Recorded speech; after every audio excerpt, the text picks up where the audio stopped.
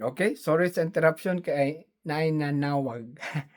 Naay nag-video call sa ato kay karong mga orasa ting kuan na namo ron ting sesyon na mag iba na ka time for each other.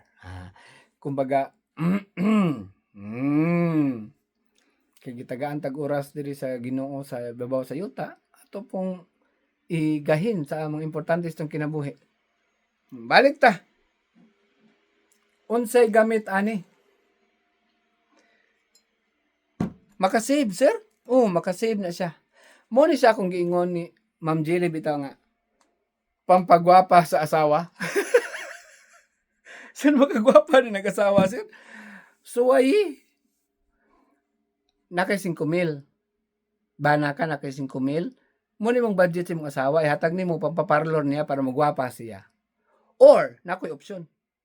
Kanang imong 5,000, ilakaw na, pagpalit og ayaw ni gamay man ni duha ka litro ngayon ani di na ako masulti sa brand kay lisura sa day mabanta ni sa Facebook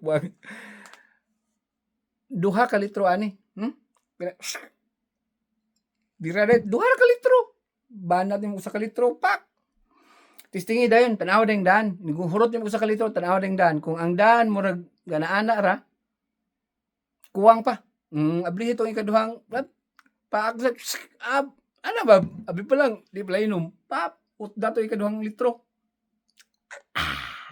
tistingi dayon tanawang dan kung ang tanaw ng usdahan ang imong pananaw gatuyok na ba kana pwede na kam uli ana para makapauli ka lingkod sir ano lingkod man sir nga do para kauli ka gatuyok na imong pananaw lingkod nga naman gatuyok na imong pananaw huwata nga imong bahay mo agi bak inigagi sa imong bahay kay gatuyok na imong pananaw no ituyok kasi pagagpliti no save kag pliti lingkod lang huwata inigagi sa imong bahay pak gunit dayon ya o uli na ka save inig abli putahan anas darna dito diin man kagikan tigtan-aw ni mga asawa mate pahan akong sawa oy mura man ni kadtong tapad na ko gabi sa ba GRO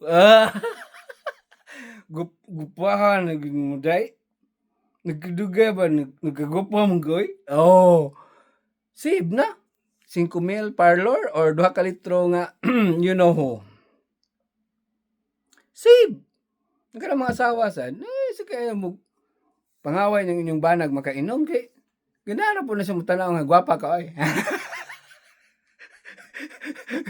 di ba kay hindot na maray beauty is in the eyes of the beholder gwapa na unya sir mga saba mga asawa sir napoy teknik ana kanang asawa nga mga saba tinuod mo sa nang kasabanan ka para di ka kasabaan akong advice nimo ikay unag kasaba sound sir nigsun mo sa balay nagaras ba di magikan ingna din nga kaning bana nga inani wa gini ayo muuli ginaning orasan hubog pagka wa gi ayong banaha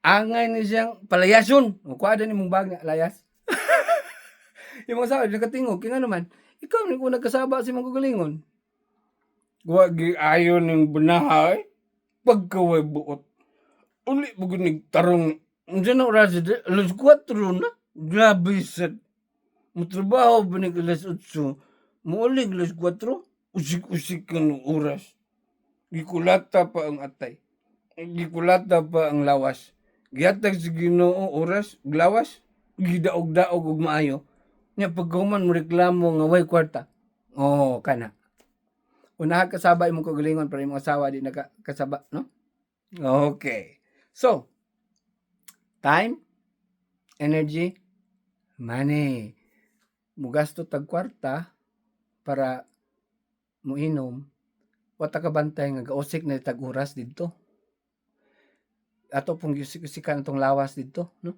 trying to destroy the body that God gave us ini kahimugso na to healthy man kay tag-atay ato yung hiluan ambot kung say makuha lagi hinuon makapagwapa pag sa asawa pero unsa man makuha nimo ana you feel good being drunk Na ako'y other suggestion. Kanang iinom nimo, tiguma. Asay mas lingaw. Mahumog ka o mag-ihap ka og kwarta. Ambot lang ha kay murag kung ako'y papilion, mas lingaw ko kung mag-ihap ko sa akong kwartang natigom kaysa magsikog inom. Suggestion naman na ako What do you think? Kaya di pa ka magproblema sa imong lawas. Kaya wa man nimo hilo eh. Okay.